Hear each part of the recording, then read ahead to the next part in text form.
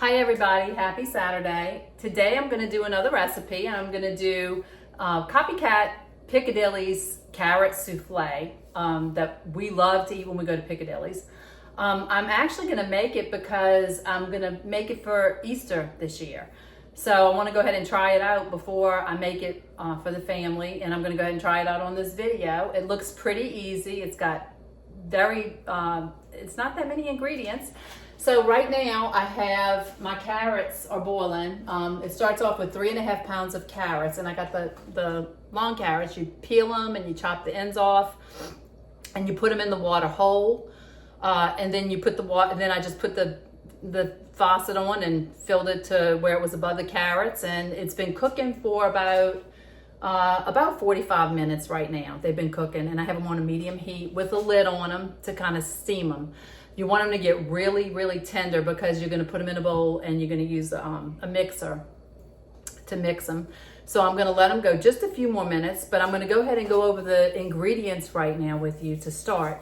So like I said, it's 3.5 pounds of carrots, 2.5 cups of sugar, 1 tablespoon of baking powder, 1 tablespoon of vanilla extract, 1/4 cup of all-purpose flour, 6 eggs, and 1/2 pound of butter, which totals 2 sticks of butter because each one of them is a quarter pound. So anyway, that's the ingredients, and I have them all on the counter. So I'll let you take a little look at everything.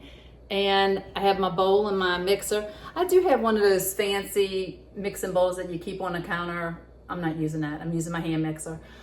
It's a lot faster. It's easier to clean. So anyway, I'm kind of old fashioned. And I have a funny little story I was thinking of before I started getting all this ready. When I was young, a lot of people may not remember it. I was born in '70, so I grew up in the '70s and the '80s. And I would go by my grandmother's house with my cousins. I would have my cousin Angela and Craig and Vicky and Beryl Jean and Gerald. All of us, we were like a big group of cousins that were always at my grandma's together. And there were some other ones, but those are the ones that I remember the most. And my grandmother had one of those hand mixers. It's an old one, and it had the little beaters on it, and you hold it and you do it like that. And I remember as a kid, I would go in my grandmother's refrigerator in the middle of the night. She would go to bed at 6 in the afternoon because she woke up at 2 in the morning. And she had so many people at the house. I think that's the only time she could get things done. She would wash clothes. She would be moving around while we were all sleeping. She would be waking up when we were going to bed.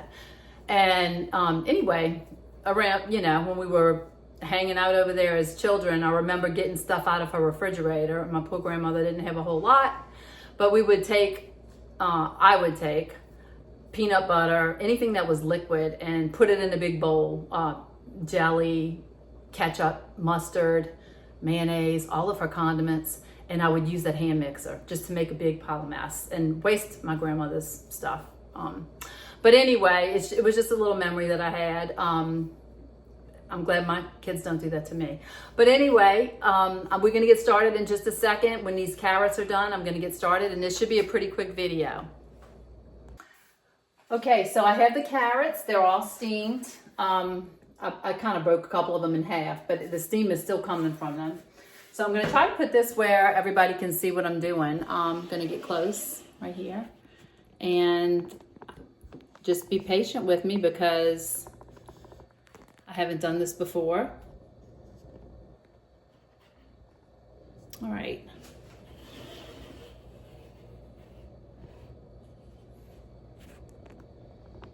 We're gonna try this this mixer. Let's see. You're supposed to add the sugar while the carrots are still warm. It says to add the sugar, so I'm gonna go ahead and put the sugar on top of them. It's a lot of sugar. Okay, and then the baking powder and the vanilla as well. It says 1 tablespoon of baking powder and tablespoon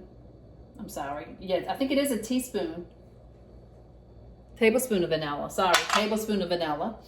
And I did a little bit more actually, so I know this might make a big mess. Let me kind of just break this up a little bit.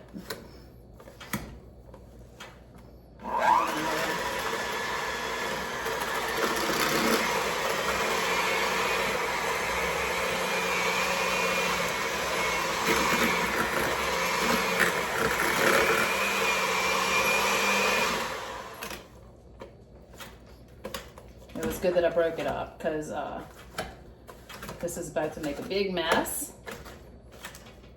So I'm just gonna squish it down. It's gonna take a couple of minutes. They are mushing yet. I'm gonna get all over my clothes too, but that's okay. Let's see.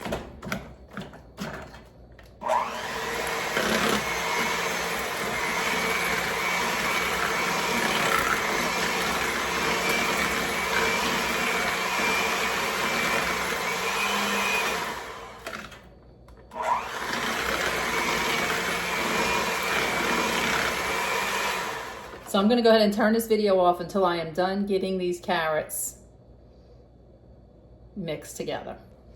Okay, everybody, so what I ended up doing is putting these carrots in the food processor because they did not mix good with this hand mixer. And I'm going to tell you, the video that they showed real quick of how to do this, they used a hand mixer and it looked so creamy. I don't know if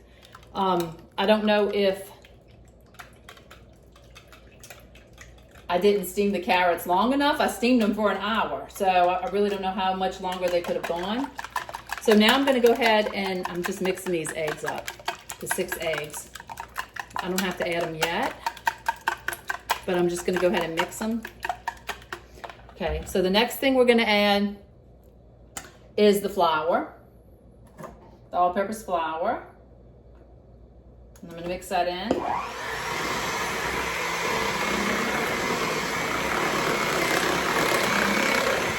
They mix a lot better after you do it in the food processor.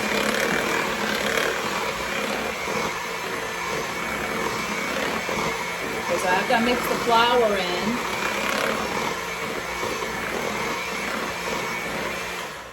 turn it off.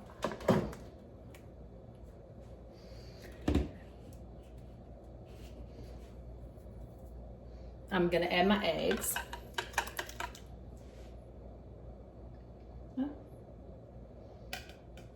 Get this out of here.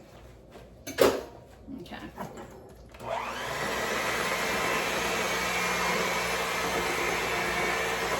That's the 6 eggs. That's making it a lot creamier. Now it's starting to look like it looked in the video. I just don't bother using this mixer to do those carrots. Put them in a food processor. If you have a food processor.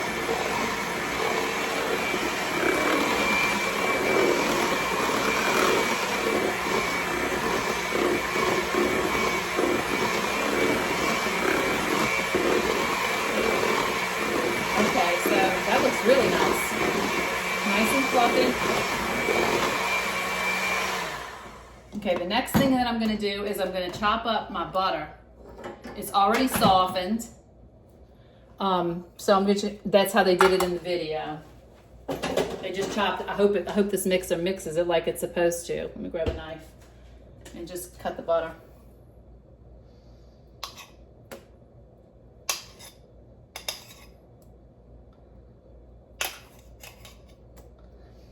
I'm going to do this off camera real quick. Okay, everybody, I got the butter in there. I just started kind of mixing to make sure it's going to break up. It's doing good. Just butter in here real good. I also set my oven on 350 because this has to bake for an hour on 350 after I get this butter. Mix it in real good.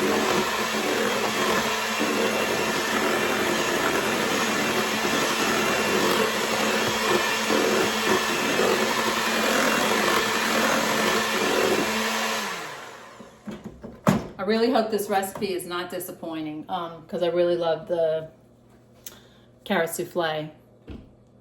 Okay, everybody, so I have everything mixed in the bowl, all the carrots, the butter, the flour, everything. So now I'm going to pour it into a 13x9 baking dish.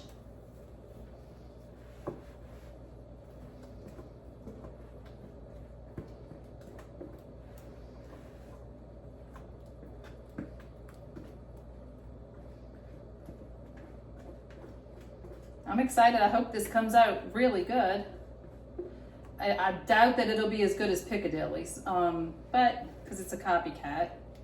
But hopefully it'll be comparable. Okay, so I'm just gonna kind of flatten that out, just like you would. Okay, can you see it? Okay. All right, so I'm gonna put it in that 350 oven for an hour. And I will be back in an hour to let you know how it comes out.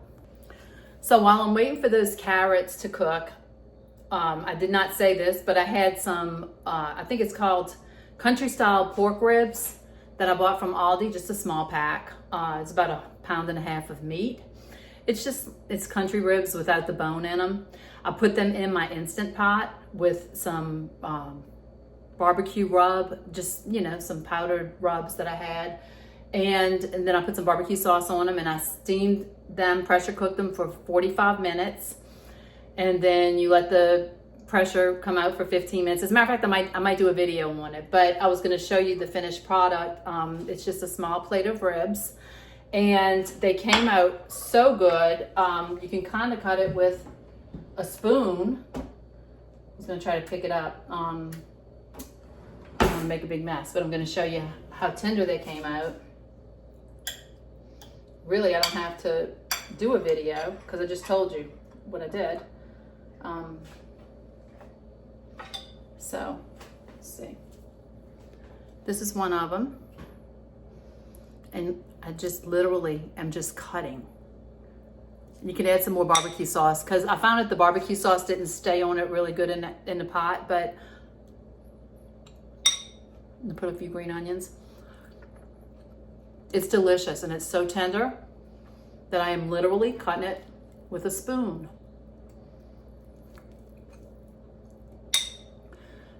So you might want to get an Instant Pot. This is going to go with our carrot souffle, and I'm also steaming some Brussels sprouts. And we like our Brussels sprouts plain, just steamed with a little butter on them. I don't want to overpower them. I love the flavor of Brussels sprouts. But anyway, I'm going to make a plate with the carrot souffle after, and hopefully it comes out good. Okay, everybody, the carrot souffle is done.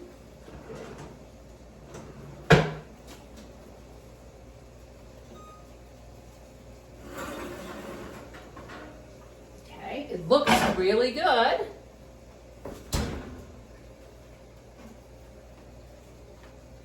Looks real good. I hope it tastes good. I'm gonna put a little bit of powdered sugar on it. Okay, everybody, I'm getting ready to scoop this out. I put some powdered sugar on top of it. It looks really good. Let's see if you can see it good. I'm gonna put it on a plate. I'm gonna bring it to the camera so you can see it. Looks like it came out good. It's browned just a little bit around the edges. I have my plate here with my Brussels sprouts and the ribs. And I'm gonna get a little scoop of this. Just a small scoop. Oh, it looks good.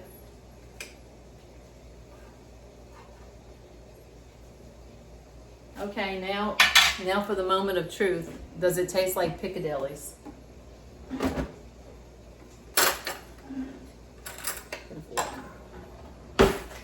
It's got steam coming from it. So let's see, and I'll let you know.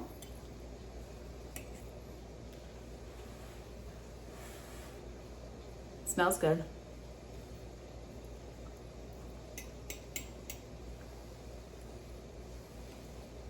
It's good.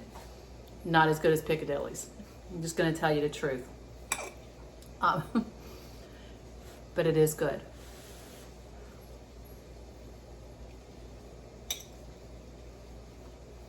Might be better when it cools off a little bit. It is good. It's got a good flavor. It's just, it's not Piccadilly's, which I assumed it wouldn't be, but it is worth cooking. So if you like this video, give me a thumbs up, subscribe, and I'll see you guys next time. Okay, go ahead.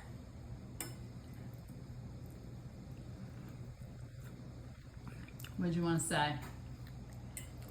in my estimation, this Carrot Soufflé is better than Piccadilly's. It's got a firmer taste. It's sweeter. And I love it. And thank you, Lily, for making it. And I personally did not think it was as good as Piccadilly's. Well, I do. Okay, well, thank you. Thanks again for making it.